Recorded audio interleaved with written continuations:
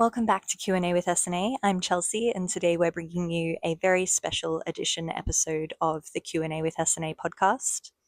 At Aintree Group, we recently hosted a Gather for Good fundraising event that was centered around celebrating International Women's Day for 2025. We were very fortunate to be able to put together a panel of inspiring female leaders from within our network, made up of our very own CEO, Andrea McKenna, from the Q&A with SNA podcast, and she was joined by Alex Baldock, who is a business owner, entrepreneur, marketer, and yoga instructor, and Lynda Slavinskis, who is formerly a lawyer but is now an early childhood educator and business owner.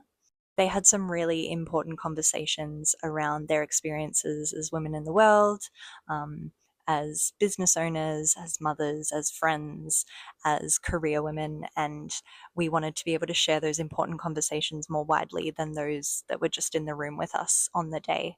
So that is the purpose of bringing this podcast episode to you this week. We hope you enjoy. And without further ado, we'll get into the more formal part of today. So rather than just have one guest speaker, we thought we would just sort of have more of an informal Q&A with some fantastic women that we have in our network. We had so many to choose from, but we're very grateful to Lynda, Alex, and our own Andrea for taking the time out today to join us. I will say before we get started on the presentation, I alluded to the organisations that we're supporting. So our Culture Champion team found through our association with the Australian Communities Foundation 3 local organisations that support women in Melbourne and in our area as well. So around the room you'll see signs with different QR codes with lots of information that basically we are supporting sister works, fitted for work, and women's housing. So basically, for anyone who's been to Grilled, Local Matters tokens, it's a similar idea where you can choose whichever organisation resonates with you. You can donate to all 3 if you'd like. You can pick one specifically. Aintree Group is making a donation on behalf of all of our team. This is only if you are able and willing to make an additional personal contribution. So use the QR codes and you can find out more about each organisation and the wonderful work that they do here on the sheets around the room, and it is still up on our event page as well on the website if you have that handy on your phone still. So to get into our wonderful speakers, so with me today I have Lynda, Alex, and Andrea. So I won't do too much introducing, I'll get you guys to speak to yourselves and all of your own achievements. But Lynda is a successful lawyer of 17 years, an astute businesswoman, turned early childhood educator is now Lynda's focus. And she describes herself as the effervescent founder of All the Doodah Day, which is a music and movement program delivered to early childhood settings around Melbourne. So Lynda will talk a little bit more on that. We also have Alex, some of the people in the room who do the Club Bend weekly Pilates class. Know and love her, and we are all still feeling our session from Wednesday morning. Thank you for that, Alex. So Alex is the co-founder of Club Bend, and she's a yoga and Pilates teacher, an entrepreneur, and a marketer. And then of course we have our very own Chief Executive Officer, Andrea McKenna, who probably doesn't need a whole lot of introduction, but as we all know, she is very passionate about helping small business owners, community organisations, not-for-profits, our own team, and women in the community in general find solutions to roadblocks and challenges and achieve success. So all of them are extremely wonderful people to hear from. So to get started, I will get you to expand a little bit on the introductions I've done. So if we just go down the line, starting with you, Lynda, if you can just introduce yourself, share a little bit about what you do with All the Doodah Day and your work, but I would love also for you to share something a little bit more about what you do for fun personally, because I feel like in these settings a lot of times there's a lot of focus about what you do for work. So please share something else. Hi everyone. Lynda Slavinskis. I'm a master's qualified early childhood teacher. And I developed All the Doodah Day after a lifetime of performing and singing and all of that sort of thing. And then I call the period in the law my little speed hump. But it taught me a lot about business. And all the Doodah Days started as a 0 to 5 music and movement program where I seek to amplify voices. So we do a lot of singing, we do a lot of percussion, but it's not about learning how to be the best singer or the best dancer, it's about what we can learn through music. So I'm about cultivating 21st century skills, confidence, creativity, teamwork, all of the things that you guys probably do in your workplaces. I do with 4-year-olds. I also teach the elderly with dementia, and I have expanded into running workshops for educators. So early childhood education is one of those industries that is still looked down upon, and it's heavily populated by women, underpaid and over, pushed upon. So what I'm seeking to do through those workshops is not only spread knowledge or share my knowledge with them, but is to enable them to find their own sparkle and their own inspiration so that they can continue to hold the children in our world in the palms of their hands and let them soar, because if you're put upon, you can't inspire them. So that's what I've been doing, and I've been doing a lot of speaking recently at conferences and things like that in terms of bringing a joy-filled pedagogy to education. So that's what I'm about. Thank you. Oh, and I love going to the beach. Yes. The other day, I packed my bathers and soap and a towel in the back of my boot for just in cases. Oh, that's a good idea. And I was driving over the Westgate Bridge and the water was sparkling, and I was like, do I go and help my mother who has dementia, or do I just go and swim in the ocean for half an hour? And I went and swam in the ocean for half an hour. And then I went and helped my mum. I love that. I think that's very on theme in terms of, putting the oxygen mask on yourself before helping other people. You've got to... It took 51 years to learn that though. Yeah. Thanks for sharing, Lynda. How about you, Alex? Hey, hi, I'm Alex. Alex Baldock. I work across the road at ECLA during the day, so Monday to Friday as their member manager. And then outside of those hours, I teach yoga and Pilates. And then on the weekend, I also teach yoga and Pilates for my own business, Club Bend. So we predominantly run events, and then we're also branching out into retreats this year, which is super exciting. And yeah, we have a studio down in Gippsland, which is nice. So if you're ever down in Tarragon, feel free to pop in, do some reformer or mat Pilates. And yeah, outside of work, I don't really have much time outside of work, if I'm really honest. But I really love to try out new restaurants with my husband, if I'm honest. So I live north side, plenty of options around there for delicious places to eat. So yeah, just live my life, do my thing, see my friends. I feel like that's shared a lot in the room, the trying new restaurants. Yeah. And, I feel like maybe we need to create some sort of like online forum or chat where all of you foodies can come together and share all of your wisdom. Yeah. Because we do have quite a few in the room. Yeah. Thanks, Love Alex. On to you, Andrea. Everybody in the room knows who I am. Yes. What I like to do outside of work is not open my laptop. That's a good That was one. my mantra for 2025. Yeah. Not open I my will join you. Yeah, Yeah. think so. And this year's focus for me is heavily on mentoring not only the team around me, but the team outside of me, because I think that the more we can lift each other up, the better it is for everybody in our collective communities, in business as well as in our social sphere. So it's just all about boosting and lifting people up this year. That's a great segue into, in terms of boosting and lifting other people. Who who boosts and lifts you, who inspires you, or who has inspired you and got you where you are today? Me, personally, Yes. asking the ladies, because that's a really confronting question. Thank you. Okay, well, if anyone has someone top of mind they want to jump in and rescue Andrea, feel free. No, I'm happy. The people that boost me are the people in this room, the people in our team. Like, I get up every morning with a passion for these people. Like, it's the reason why I come to the office every day. It's because I just want to be here with this group of people. I think, you know, there's a lot of conversation, and it's going on at the moment because there's political conversation going on about getting people back to the office. And I think people should have the choice to go back to the office, but I choose to come to the office because I want to be with the people here. Like, I want to be in this space.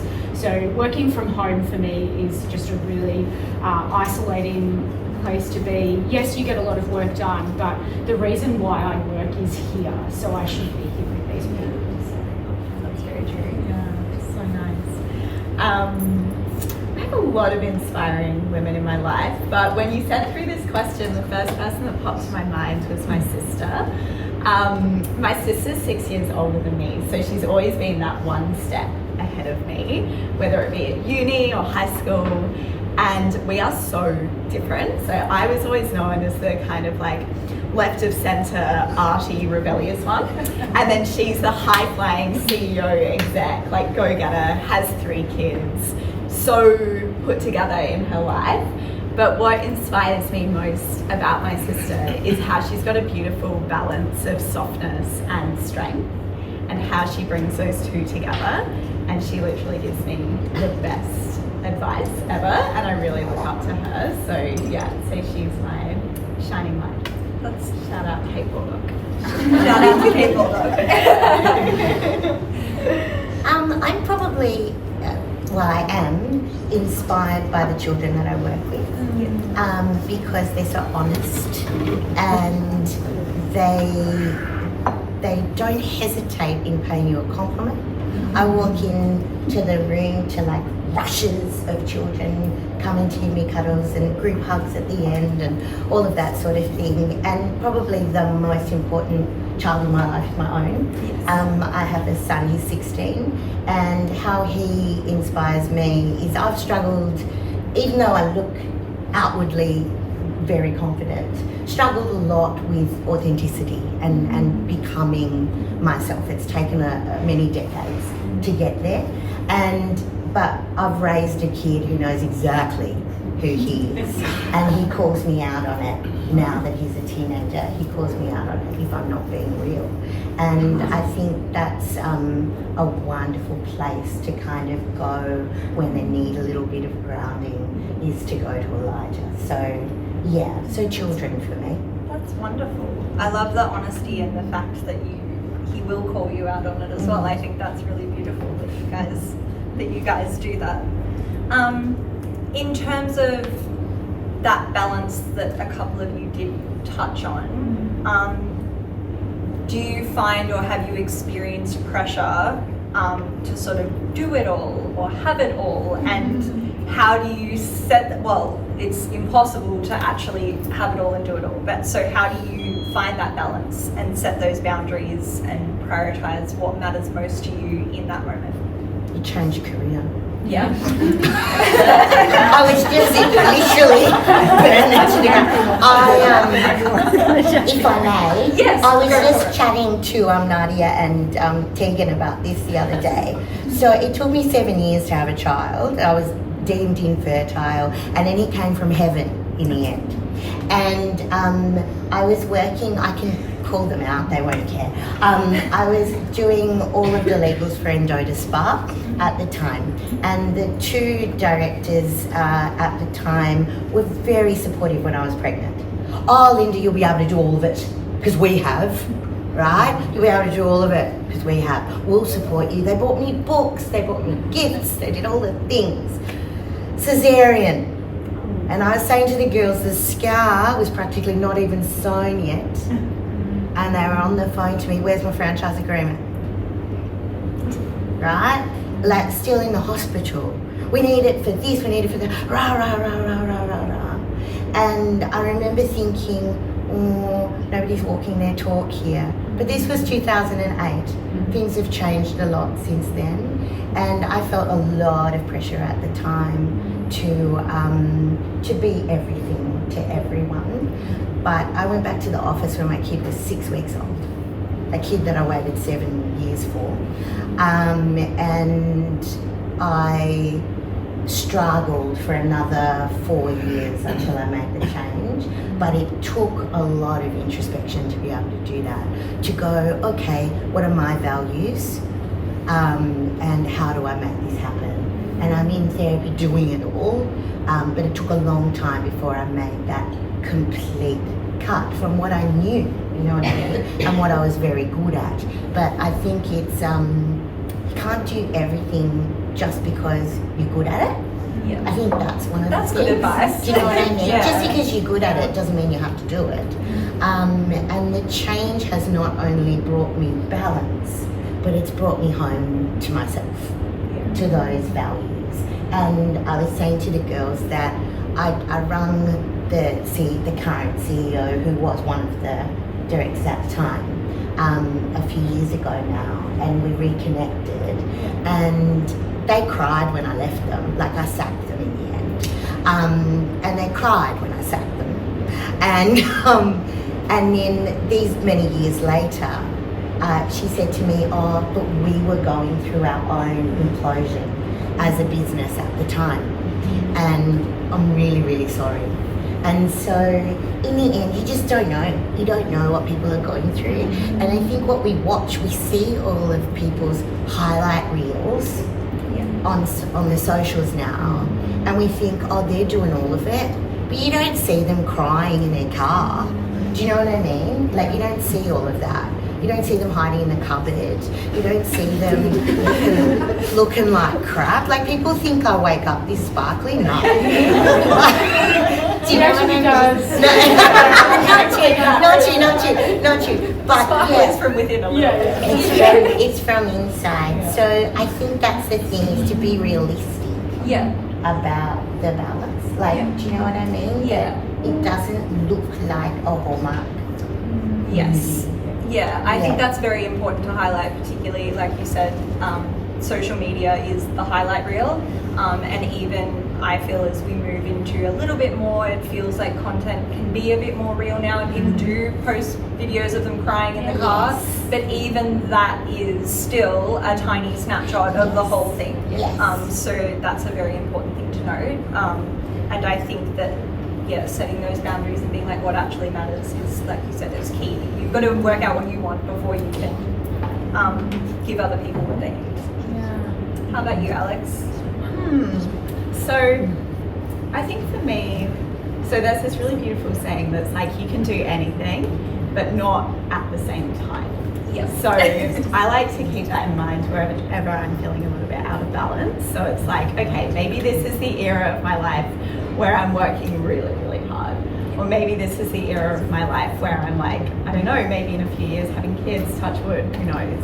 But yeah, for me, I find striking that balance is around really knowing myself and knowing when I'm starting to get to that point of, say, overwhelm, or getting to that point of like, oh, this might be a little bit too much right now.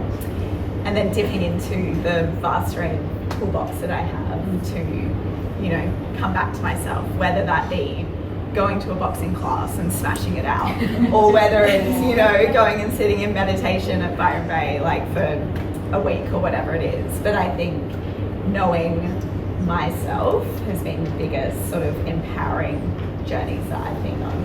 And it doesn't happen overnight. No. It happens from getting to that point of burnout where you're like, whoa, how did I get here? And then reflecting back. So So it's not just not taking people's highlight reel as the whole story, but also not taking their end result as the whole story, because you don't know how much went up to get that end. That's what they say about, you know, the overnight success. Well, there was 20 years of work behind the overnight success, and that applies to everyone, not just people in the public eye. 100%. How about you, Andrea? Because you, in terms of having it all, you started a business and had 2 young children at exactly the same time, basically. Yes. But I didn't do that on my own. So No. that's the very first part of the equation is that, you know, there was somebody else who Yes. was also deeply embedded in what was going, you know, what the motivation behind that was. So that wouldn't have happened that way otherwise. I mean, I will always honestly say that I would not be where I am if it wasn't for the fact that Shane was an accountant and we did this stuff together. I don't know what I would be doing, but it wouldn't be in accounting. Like, I wouldn't have chosen that as a career.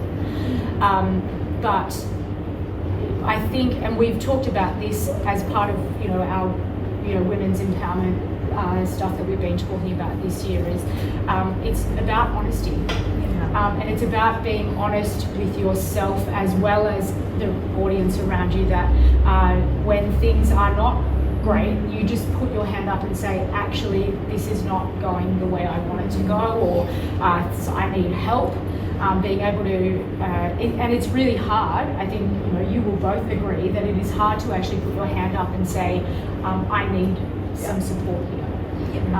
It doesn't matter, and I have been very fortunate over the last sort of 5 years to develop a network of my, you know, close, dear people to me. Not all women. A lot of them are men who you can also bring conversations to honestly as well.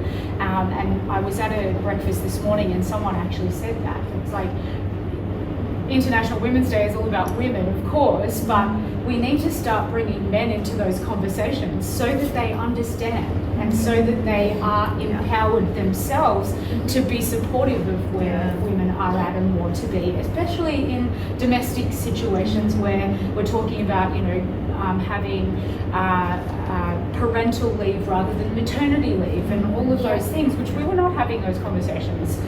Even 5 years ago, we weren't having those conversations. So, you know, the honesty that you have with your family, with your friends around you, with your workplace, and understanding that it is very rare in almost all circumstances in life where someone is burning down. So you can actually step back and say, is this what I really need to do in this moment, or can I step away from it? Because we are not, you know, dealing in life and death. In most of our daily life, we are not dealing with life and death. We can take time for ourselves. We can go for a walk.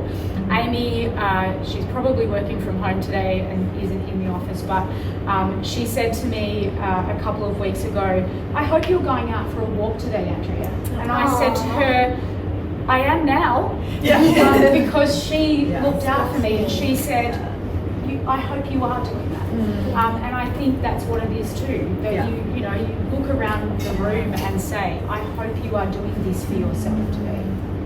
So that you can empower people to do things for themselves.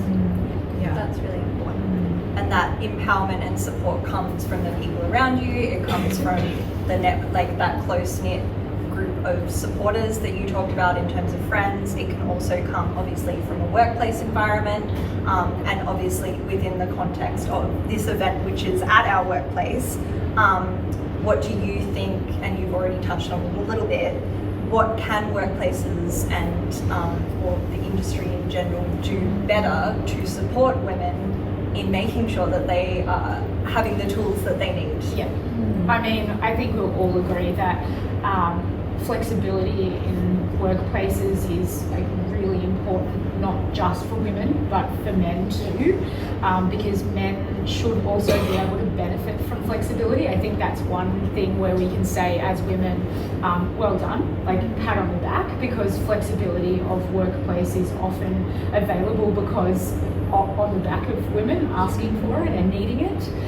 So I think that's really important, the flexibility to be able to choose how you work, sometimes where you work, your ability to say, I would like to work from home or not, you know, all of those things, or I would like to work from eClub, which I like to do sometimes, so it's the team here.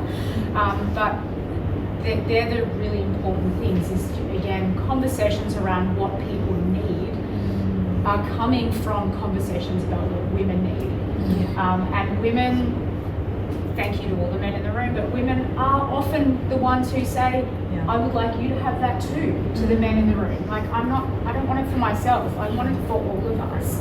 And that's where the conversations need to happen from, you know, the community perspective.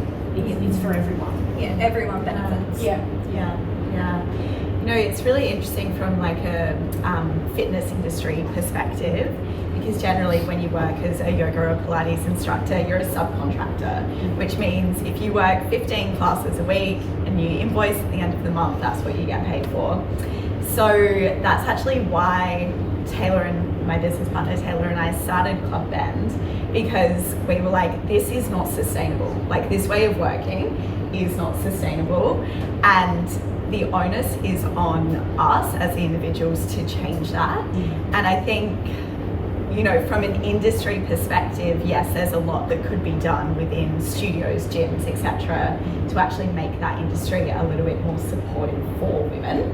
But at the moment it's not. So in terms of like, if I was to fall pregnant tomorrow, I probably couldn't teach, you know, 15 classes in a hot room. So then where would my income come from? So, you know, it's sort of on us to make those changes, whatever that may be. So yeah, it's interesting to think of it from that lens, and I think it's in those challenges where things start to shift and change. So I think we will see shift and change soon, hopefully. I don't know whether that be different ways of employment, different jobs that people can go into within that industry. But yeah, right now it's pretty tricky, I'd say, like in terms of flexibility and that type of thing. I think where I found the most flexibility is in my own businesses. So I think even now, if I were to, in either industry, go about that, I wouldn't have what I have today. And I think we must not only create our own universes, but exactly what Andrea said before, to share it, to share the information, to be vulnerable enough and courageous enough to say, look, this is how I did it, whether it was hard or not. And I think the thing about sharing it with men also is that it's quite often, I've come from a big boys club of blue suits and red ties, and it's about educating and just bring. And my husband took the paternity leave when I went back to the office at 6 weeks, and he did it for 6 months, and now he does all the washing, because he works from home 4 days a week. And so I wouldn't have the life that I have if he didn't demand that flexibility from his workplace. But I also wouldn't have the life that I have had I not created a haven, which is my car, but but that it's my haven. It's where I get everything done. Is in the car. And so I think you create flexibility. It's interesting, you've all sort of touched on flexibility and working from home and having partners become more involved in the family rearing and household domestic duties and all that kind of stuff. It's a big shift that is probably a more recent thing. Do you think that that's sort of the biggest shift that you've seen in your careers, or do you think that there's something bigger that you know for sure, that you remember a turning point where you went, oh, that's very different to what it was 5 years ago, 10 years ago, and that's fantastic, I'm so glad? If I'm 100% honest, I don't think we're anywhere near there yet. But I think when I was starting out, there was this thing where what I've seen the difference is that I didn't trust any women, any other women, because they would climb the ladder and they would pull the rungs up after them. And if you were intelligent, warm, able to build relationships with people and things like that, it was seen as a threat. And they do anything, including telling you that if you wore polyester suits, that was not very good. Things like that, those little, that tall poppy thing, to me, I experienced that with women and not with men. And so that's a big change that I've seen, is that sisterhood thing, it didn't exist when I was in my 20s or my 30s. Yeah. Now in my 50s, I can feel very safe, not just on this panel, but with people in the room. Whereas I would sit on panels and be petrified that the other women in the room were rolling their eyes or would hate my guts because I spoke my truth. And that's because I was employed by bitches. Do you know what I mean? And they were just scared that someone else was going to come and take their job. So that whole glass ceiling thing was a really a real thing. And particularly coming, I don't want to make a big deal about race and things like that, but I'm a person of great difference. I also look different, I talk different, I walk different, I'm very different. And I hated that more. And so, you know, I think that's been a massive thing, that shift, is that I trust women now. And I think in the workplace, and I think that's because maybe they trust themselves more. I think we've all been on our journeys. It's safer to be you. You don't have to pretend to be a man dressed up in girls' clothing to make it. So true. I really resonate with what you said. I'll never forget, I used to be an executive assistant at an engineering firm here, really big one, and I worked for the chief marketing officer, and she was the hardest boss I've ever worked for in my life. Like, brilliant woman, but whoop, was she like hard-lined. And I feel like there's been such a shift in leadership styles over the past even 10 years of my professional career. There's more safety to lead with vulnerability and with a real human-centered approach, which is so nice to see because it was very jarring to work a different way, right? So I'd say that's been the biggest change that I've seen. I think that, you know, we obviously saw a huge shift in how the world works during COVID. Like, that's what brought us the flexibility conversation around, you know, work from home and stuff. I don't think anyone can deny that that was the catalyst of everyone can work from home. But I think that, the leadership, the change in the way we talk to each other in business, the way we engage with each other in business, the way we it's not about that dog eat dog sort of mentality where everyone's chasing the next deal or whatever it happens to be, is a big shift. And as you said, Alex, being vulnerable as well. We are now able to be vulnerable in our workplaces as we are human, without fear of somebody saying you're weak, or here's a tissue, or do you need some time, or whatever. Get over it. It's a different conversation now, and we're having different conversations, and I think that is because we are safe. Those conversations are safe. It's very much that hierarchy of needs. If you don't have the safety and the security at the bottom, then we can't build up to bigger and better things. I just thought it was interesting to reflect on the wins that we have had, although Lynda was very correct in saying that there's still a long way to go, obviously. So for those who don't know, the theme of International Women's Day this year is Accelerate Action. And the reason they've chosen this theme is because it's been estimated that at the current rate of progress, it would take roughly 5 generations from now, or until 2158, like the year 2158, to reach full gender parity. And that's according to data from the World Economic Forum. So the purpose of having the theme of Accelerate Action is to call for an increase in the momentum and the urgency of addressing the systemic barriers and biases that women face.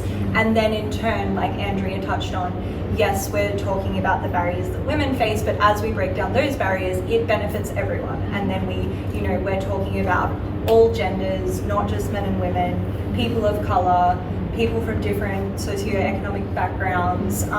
Everyone benefits from pushing those barriers down.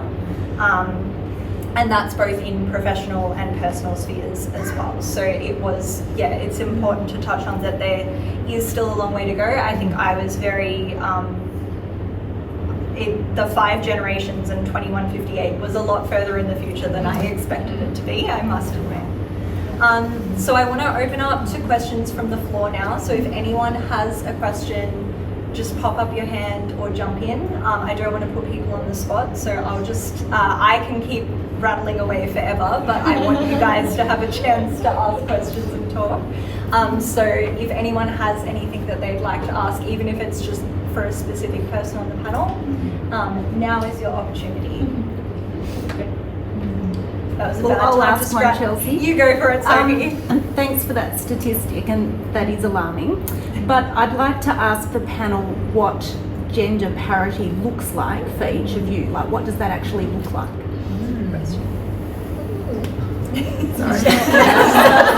In our industry, Sophie, or just more generally? Oh, whatever your interpretation could be in the industry. So sort of because more natural. and I knew I was at a session this morning that was talking very much about the gender pay gap and everything. It's been reported, as Chelsea said. So and I came back to the office and looked at it from our perspective, from what we do here. Lawyers and accountants obviously are heavily dominated male professions. It's getting better, but the gender pay gap is 19% for lawyers and 17% for accountants. And in our particular business, so at Aintree Group, we have 67% of our workplace is women identified. So I think we do okay. Obviously the issue then becomes what is the level of operations support team as opposed to technical, what they would term professional people in the organisation, which we don't use those terms, but in other firms they do. And obviously, you know, our EAs are normally women, our business and practice managers are normally women, you know, the operations type roles are dominated by women, and ours are. There's a few reasons for that. Cheekily, I'll say it's probably because women do things better. So we're better at organising things, so that might be what it is. But it's just who applies for the roles. I don't think I have ever had a practice manager CV from a man. That's not because I'm not asking for them. I'm going out to the industry and saying anyone can apply for these roles. The same with the Indigenous. I've never received a CV from an Indigenous, a person who has said that they're Indigenous. And that's not, again, without me asking for that sort of information. But I think at 67% of our workforce being women, we're a pretty women-focused workplace. That's really important to us. We don't have a gender pay gap here. I can put my hand on my heart and say that I don't ever give anybody a pay rise based on whether I think they might have a baby next month or whatever. It's just never a conversation that we ever have. It's always about the person and where they're at. So for us, it is, it's conscious. We don't necessarily have any programs or anything like that in place, but there are conscious decisions. And obviously Nadia is one of our directors, Sophie is one of our directors, so it's there is no barrier for our team here. It's amazing. So I think from a fitness industry, it's predominantly female-led, which is pretty cool. And I've been really privileged enough to not have experienced that pay gap in all of my career. And at ECLA, we've got predominantly women on the team, which is incredible. And I think from there, it's around building up those leadership skills so women can start to also have a seat at the top as we move forward. Yeah. pay and things like that aside, I think gender parity looks like having people of difference, whatever that might be to you. So having a 5-foot brown girl, right, as your CEO, right? And I think that sort of thing there is still an undertow of prejudice that comes with that. And if we are able to get rid of that, do you know what I mean? People only sit up and listen because I'm a lawyer. If I lobbed up not being that, they wouldn't listen. They'd be like, you're a glorified babysitter. And that's not true. So I would love for parity to be where someone's ability as well as where they've come from, what they look like is on par. Yeah. And that, I don't mean to be colourblind or anything like that, but where it is, I don't like that word, do you know what I mean? But where it is, where all of you is respected. Yeah. Yeah. And one doesn't take away from the other. Yeah. Yeah. Does that answer your question, Sophie? Yes, I'm interested in everyone's views. Any other questions? Yeah, I've got one. Yeah? We talk, I'm going to go to politics briefly, but not dig into politics. So, Did Andrea when you said that? just how they're talking about having mandates about number of women in Parliament and things like that, and then relaying that across to business and life in general. How do you feel about mandates? I don't like them. Yep. So you don't think it's a positive thing? No, because it's going to invite more debate. I think we need to be aware of our numbers, right? In any environment, in any industry. But when you start mandating, people will be like, oh, they've only got in. And I've had, my son's in theatre, and the whole BIPOC situation, people have said, oh, he only got the role because he's brown, or he only got the, do you know what I mean? Yeah. But he also got the white kid's role because he's a halfie. Do you know what I mean? So, but people say that all the time. And they will inevitably say, she only got the role because she's a woman. I want to get the role because I'm awesome. Yeah, okay, I get that. So, and again, I'm just trying to stir the pot here. But if we just let it to let nature take its course, my perception is it's going to happen like 2158. So, is this a bit of the pain and suffering of having to deal with that to get it to that point where we get that parity, perhaps in terms of visual, and then the pain and suffering, people will forget about it over time. So it's about getting from here to here quicker than what it might otherwise be.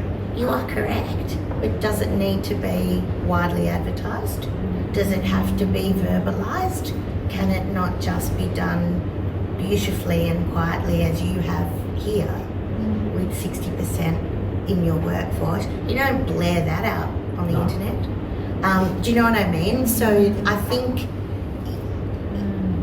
we need to be aware, but we need to be careful in terms of how we do it, because sometimes we're doing more bad than good, but despite our best intentions.